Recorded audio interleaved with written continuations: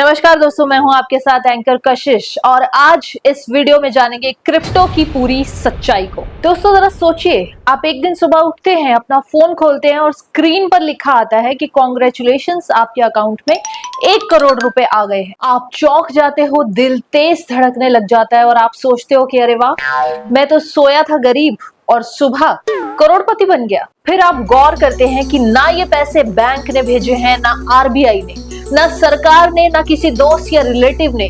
तो फिर ये पैसे आए कहां से? फिर ये पैसा सिर्फ एक डिजिटल नंबर है, एक ऐसी चीज जिसका मालिक कोई नहीं है। तो सवाल ये है दोस्तों कि क्या आप ऐसे पैसों पर भरोसा करेंगे? यही है कहानी क्रिप्टो की। चलिए सबसे सिंपल एग्जांपल से समझते हैं। मान लीजिए 5 दोस्त हर शाम चाय पीने जाते हैं, हर रोज उनमें से कोई ना कोई बिल देता है। अब हर बार बैंक के थ्रू पैसे भेजना इन दोस्तों को थोड़ा मुश्किल लगने लगता है कि अकाउंट नंबर डालें, ओटीपी मंगवाएं या यूपीआई ट्रांसफर के चार्जेस दें। उनमें से एक दोस्त ने कहा कि छोड़ो ये बैंक के चक्कर, एक नोटबुक लगाते हैं, उसमें रोज लिख दिया करेंगे कि राम ने 15 दिए, श्याम ने 20 और मोहन ने 30। जब भी हिसाब बराबर करना होगा नोटबुक खोल के देख लिया करेंगे। सिंपल।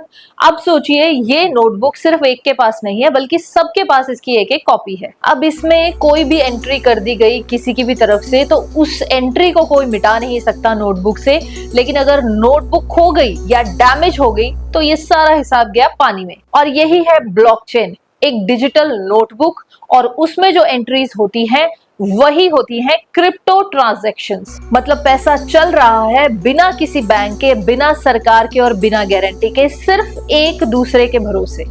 दोस्तों आप लोग सोच रहे होंगे कि अगर ये इतना ही डेंजरस है तो बिटकॉइन ने तो लाखों लोगों को लखपति बनाया था। आइए समझते हैं कैसे। इसके रिलेटेड आपको एक कहानी सुनाती हूँ, बिटकॉइन पिज्जा स्टोरी, जो कि क्रिप्टो लवर्स आज तक सुनाते हैं, क्योंकि ऐसे बिजनेस कहानी का ही तो खेल है। तो कहानी ये है कि 2010 में एक आदमी ने 2 पिज्जा खरीदे थे 10,000 बिटकॉइन में। दोस्तों जरा ध्यान दीजिएगा, उस वक्त एक बिटकॉइन की वैल्यू कुछ पैसों के बराबर ही थी। मतलब $10 के पिज्जा लिए और 10,000 बिटकॉइंस दिए, और अगर यही बिटकॉइंस उस आदमी ने रख लिए होते तो आज लगभग एक बिटकॉइन की कीमत है 10 लाख रुपए, यानी आज वही 10,000 बिटकॉइंस होते हजारों करोड़ रुपए के। सोचिए, कोई भी लालच में आ जाएगा और इसे खरीदने के लिए किसी भी हद तक अपनी कोई भी चीज दांव पर लगा देगा। और ऐसी ही कहानियां बना बनाकर इन मार्केटिंग कंपनीज ने हजारों करोड़ों लोगों के पैसे बर्बाद किए। मार्केटिंग का सबसे बड़ा एग्जाम्पल देखिए, आपको याद होगा डोजी कॉइन, जिसे मार्केट किया था एलॉन मस्क ने। एक दिन ट्वीट किया कि Dogecoin is the people's crypto, और बस डोजी कॉइन की प्राइस रॉकेट की तरह ऊपर चली गई।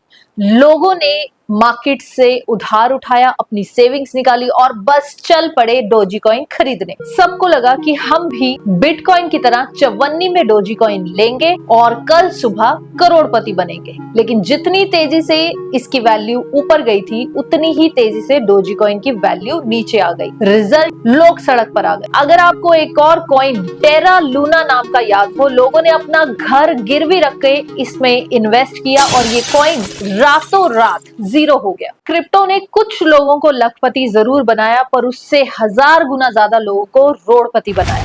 आप जरा सोचिए, रुपए की वैल्यू क्यों है? क्योंकि सरकार गारंटी लेती है, आरबीआई लिखता है आई प्रॉमिस टू पे द बेयरर 100 रुपीज, यानी कोई गवर्नमेंट बॉडी बैकिंग है, और गवर्नमेंट का बैकिंग है गोल्ड रिजर्व। और फिर गोल्ड की वैल्यू क्यों है? क्योंकि वो फिजिकल है और इट्स रेयर अर्थ एलिमेंट। और बिटकॉइन की वैल्यू क्यों है? आंसर है सिर्फ और सिर्फ ट्रस्ट की वजह से। मतलब मैंने कहा और आपने माना।